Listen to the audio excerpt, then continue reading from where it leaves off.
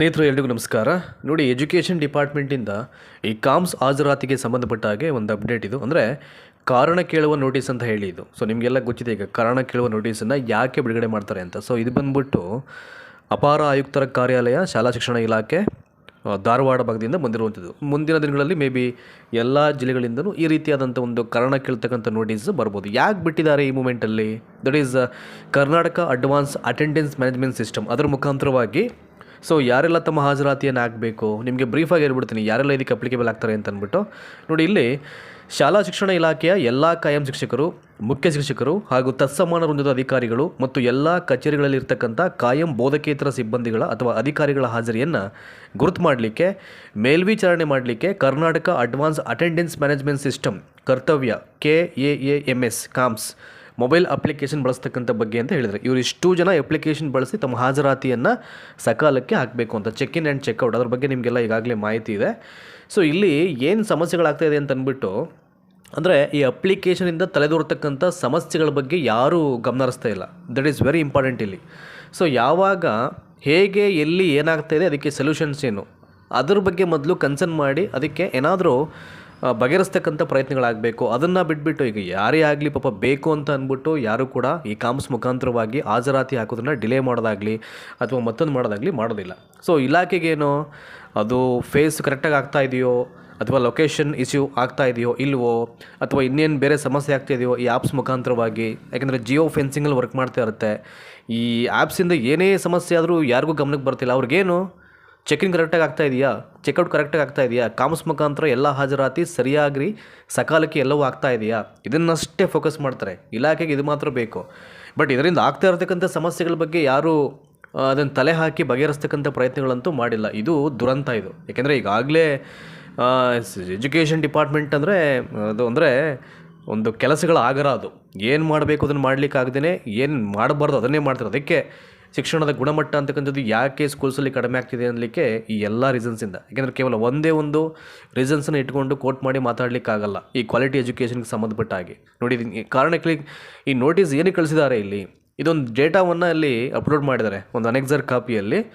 ನಿಮ್ಗೆ ಹೇಳ್ಬಿಡ್ತೀನಿ ನಾನು, ಇದು ಬಂದ್ಬಿಟ್ಟು ಧಾರವಾಡದಿಂದ ಬಂದಿರತಕ್ಕಂಥ ಒಂದು ಮಾಹಿತಿ. ನಾನು ಹೇಳಿದ್ನಲ್ಲ ಆವಾಗಲೇ ಆರಂಭದಲ್ಲಿ ಹೇಳಿದಾಗೆ, ಮುಂದಿನ ದಿನಗಳಲ್ಲೂ ಕೂಡ ಇದ್ರ ಬಗ್ಗೆ ಬರ್ಬೋದು. ನೋಡಿ, ಇಲ್ಲಿ ಮೇಲ್ ಕಾಣಿಸಿದಂಥ ವಿಷಯಕ್ಕೆ ಸಂಬಂಧಪಟ್ಟ ಹಾಗೆ ನೋಡಿ, ಇಲ್ಲಿಂದ ಓದ್ತೀನಿ ನಾನು.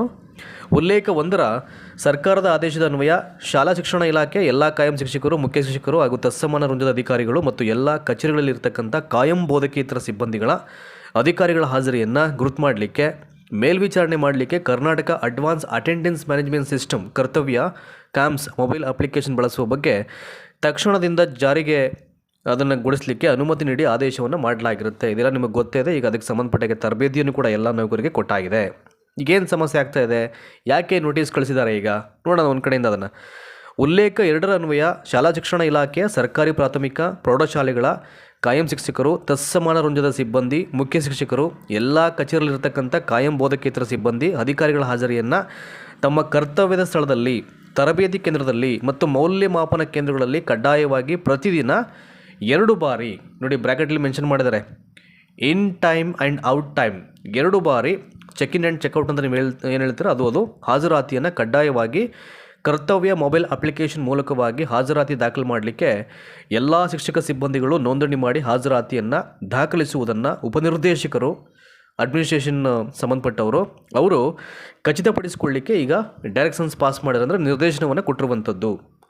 ಈ ಮೊಬೈಲ್ ಅಪ್ಲಿಕೇಶನ್ ಮೂಲಕ ಹಾಕ್ತಕ್ಕಂಥ ಹಾಜರಾತಿಯನ್ನು ಮಾತ್ರ ವೇತನ ಹಾಗೂ ಹಾಜರಾತಿ ಸಂಬಂಧಿತ ಎಲ್ಲ ಸೌಲಭ್ಯಗಳಿಗೆ ಪರಿಗಣಿಸಲಾಗುವುದು ಎಂದು ಸಹ ತಿಳಿಸಲಾಗಿರುತ್ತದೆ ಅಂತ ಇಲ್ಲಿ ಹೇಳಿದ್ದಾರೆ. ಇದೆಲ್ಲವೂ ಕೂಡ ಈಗಾಗಲೇ ಎಲ್ಲ ನೌಕರಿಗೂ ಗೊತ್ತಿದೆ.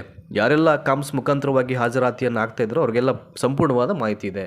ಸೊ ಏನು ಇಶ್ಯೂ ಏನಾಗ್ತಾ ಇದೆ ಈಗ, ವೆರಿ ಇಂಪಾರ್ಟೆಂಟ್. ನೋಡಿ ಇಲ್ಲಿದೆಯಲ್ಲ, ನೋಡಿ ಇಲ್ಲಿಂದ ಹೇಳ್ತಾರೆ ಈಗ ನೋಡಿ, ಪ್ಯಾರಾಗ್ರಾಫ್ ನಂಬರ್ 3ಯಲ್ಲಿ ಈ ಕುರಿತು ಉಲ್ಲೇಖ 3ರ ಪ್ರಕಾರ ನಡೆದ ಸಭೆಯಲ್ಲಿಯೂ ಸಹ ವಿಭಾಗದ ಎಲ್ಲ ಉಪನಿರ್ದೇಶಕರು, ಅಭಿವೃದ್ಧಿ ಹಾಗೂ ಕ್ಷೇತ್ರ ಶಿಕ್ಷಣಾಧಿಕಾರಿಗಳಿಗೆ ಸೂಚನೆಯನ್ನು ನೀಡಿ ತಮ್ಮ ವ್ಯಾಪ್ತಿಯ ಎಲ್ಲ ಕಾಯಂ ಶಿಕ್ಷಕರು, ಸಿಬ್ಬಂದಿ, ಅಧಿಕಾರಿಗಳು ಸದರಿ ಕರ್ತವ್ಯ ಮೊಬೈಲ್ ಅಪ್ಲಿಕೇಶನ್ನಲ್ಲಿ ನೋಂದಾಯಿಸಿಕೊಂಡು ಸದರಿ ತಂತ್ರಾಂಶದ ಮೂಲಕವೇ ಪ್ರತಿದಿನದ ಹಾಜರಾತಿಯನ್ನು ನಿರ್ವಹಿಸಲು ಹಾಗೂ ಈ ಬಗ್ಗೆ ಕೈಗೊಂಡ ಕ್ರಮದ ಬಗ್ಗೆ ಪ್ರಗತಿ ವರದಿಯನ್ನು ಈ ಕಚೇರಿಗೆ ಸಲ್ಲಿಸಲು ಸೂಚಿಸಲಾಗಿದ್ದು ಇವೆಲ್ಲವನ್ನು ಹೇಳಲಾಗಿದೆ ಅಂತ ಹೇಳ್ತಾ ಇದ್ದಾರೆ.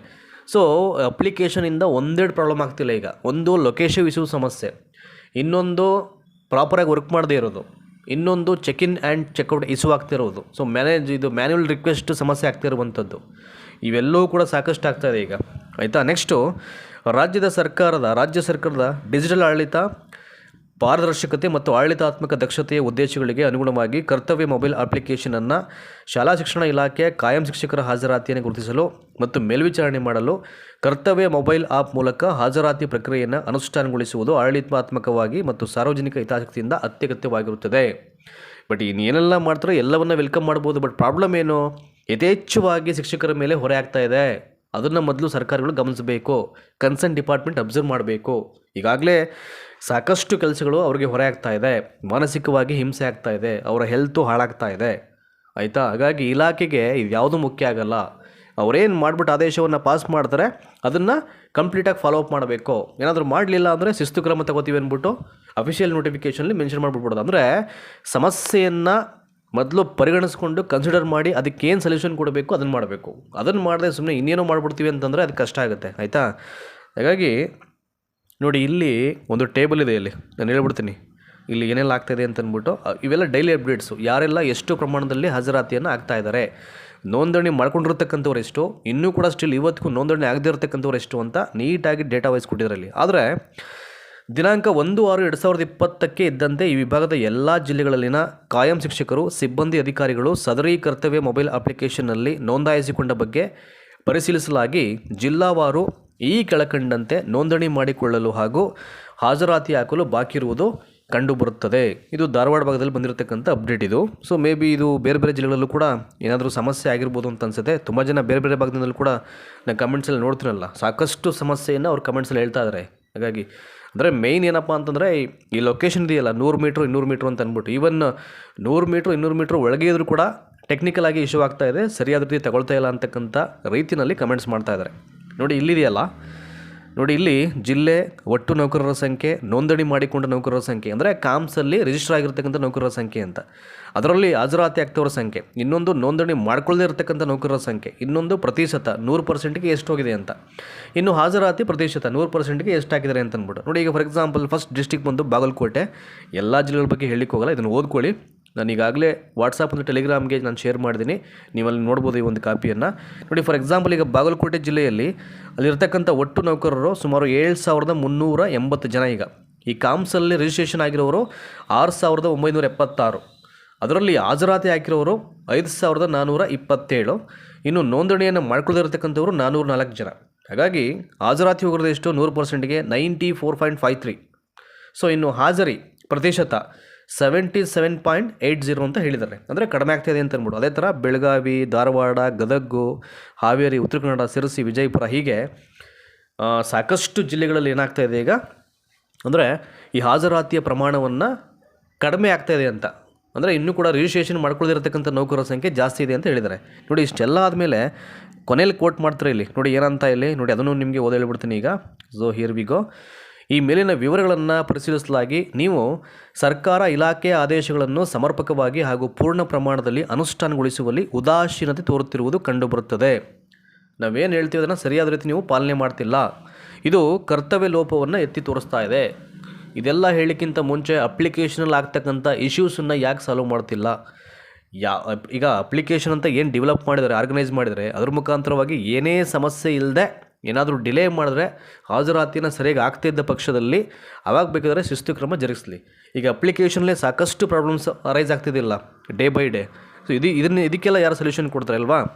ಈ ಹಿನ್ನೆಲೆಯಲ್ಲಿ ಕರ್ನಾಟಕ ನಾಗರಿಕ ಸೇವಾ ವರ್ಗೀಕರಣ, ನಿಯಂತ್ರಣ ಮತ್ತು ಮೇಲ್ಮನವಿ ನಿಯಮಾವಳಿ 1957 ಅನ್ವಯ ನಿಮ್ಮ ಮೇಲೆ ಶಿಸ್ತು ಕ್ರಮಕ್ಕೆ ಸರ್ಕಾರಕ್ಕೆ ಏಕೆ ಶಿಫಾರಸು ಮಾಡಬಾರದು ಎಂಬುದಕ್ಕೆ ನಿಮ್ಮ ಲಿಖಿತ ಹೇಳಿಕೆಯನ್ನು ಹಾಗೂ ಕರ್ತವ್ಯ ಮೊಬೈಲ್ ಅಪ್ಲಿಕೇಶನ್ ಮೂಲಕ ಹಾಜರಾತಿ ದಾಖಲಿಸಲು ಎಲ್ಲ ಶಿಕ್ಷಕ ಸಿಬ್ಬಂದಿಗಳು ನೋಂದಣಿ ಮಾಡಿ ಹಾಜರಾತಿಯನ್ನು ದಾಖಲಿಸುತ್ತಿರುವುದರ ಬಗ್ಗೆ ಮಾಹಿತಿ ದಾಖಲೆಗಳನ್ನು ಈ ನೋಟಿಸ್ ತಲುಪಿದ 5 ದಿನಗಳ ಒಳಗಾಗಿ ಈ ಕಚೇರಿಗೆ ಸಲ್ಲಿಸಲು ಸೂಚನೆ ನೀಡಲಾಗಿದೆ.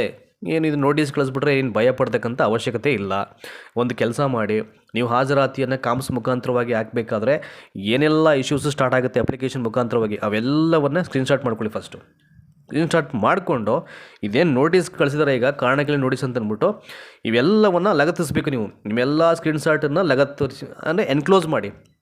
ಸೊ ಎಕ್ಸಾಕ್ಟ್ ರೀಸನ್ ಕೋಟ್ ಮಾಡಿ ಹೇಳಿ. ಇದು ಒಂದೆರಡು ಸಮಸ್ಯೆ ಅಲ್ಲ, ಬಹುತೇಕ ಸುಮಾರು 60-70% ಇಶ್ಯೂಸ್ ಇದ್ದಾಗ ಏನು ಮಾಡಬೇಕು, ಎಲ್ಲರೂ ಇದೇ ಥರ ಮಾಡಿದಾಗ ಅವ್ರಿಗೆ ಆವಾಗ ಮನವರಿಕೆ ಆಗುತ್ತೆ, ಆವಾಗ ಅಂಡರ್ಸ್ಟುಡ್ ಆಗುತ್ತೆ ಅವ್ರಿಗೆ. ಸೊ ಆಪ್ಷನಿಂದ ಸಿಕ್ಕಾಪಟ್ಟೆ ಸಮಸ್ಯೆ ಆಗ್ತಾ ಇದೆ, ನಾವು ಇದನ್ನು ಮೊದಲು ಬಗೆಹರಿಸಬೇಕು ಅಂತ ಅವ್ರಿಗೆ ಗೊತ್ತಾಗಬೇಕು. ಅಲ್ಲಿವರೆಗೂ ಈ ನೋಟಿಸ್ಗೆಲ್ಲ ಕರೆಕ್ಟಾಗಿ ಎಕ್ಸಾಕ್ಟ್ ರೀಸನ್ ಕೋಟ್ ಮಾಡಿ ಹೇಳಬೇಕು ಅವ್ರಿಗೆ, ಆಯಿತಾ. 5 days ಟೈಮ್ ಅಂತ ಹೇಳಿದ್ದಾರೆ, ಅಂದರೆ ಎಲ್ಲ ಭಾಗಕ್ಕೂ ಅಪ್ಲೈ ಆಗಲ್ಲ ಇದು. ಸೊ ನೆಕ್ಸ್ಟು ಫ್ಯೂ ಡೇಸಲ್ಲಿ ಬೇರೆ ಬೇರೆ ಭಾಗದಕ್ಕೆ ಇನ್ನು ಕೇಳ್ಬೋದು. ಈ ಥರ ಬಂದರೆ ನೀವು ಈ ಥರ ಕೆಲಸ ಮಾಡಿ ಅಷ್ಟೇ.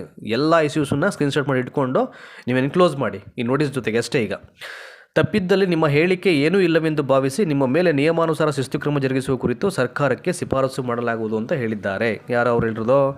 ಅಪರ ಆಯುಕ್ತರು, ಶಾಲಾ ಶಿಕ್ಷಣ ಇಲಾಖೆ, ಧಾರವಾಡದವರು. ಸೊ ಇದಿಷ್ಟು, ಏಕೆಂದರೆ ಒಂಚೂರು ಇದ್ರ ಬಗ್ಗೆ ಹೇಳೋಣ, ಈ ಥರ ಒಂದು ನೋಟಿಸ್ ಬಂದು ನಿಮಗೆಲ್ಲ ಮಾಹಿತಿ ಕೊಡೋಣ ಅಂತ ಅಂದ್ಬಿಟ್ಟು ನಾನು ಇಲ್ಲಿ ನನ್ನ ವಾಹಿನಿ ಮುಖಾಂತರವಾಗಿ ವಿಡಿಯೋ ಮಾಡಿದ್ದು.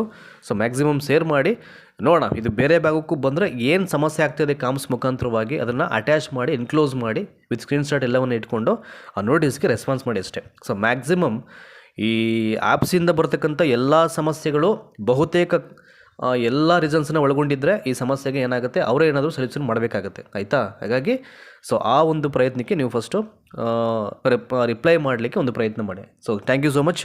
We'll be back again.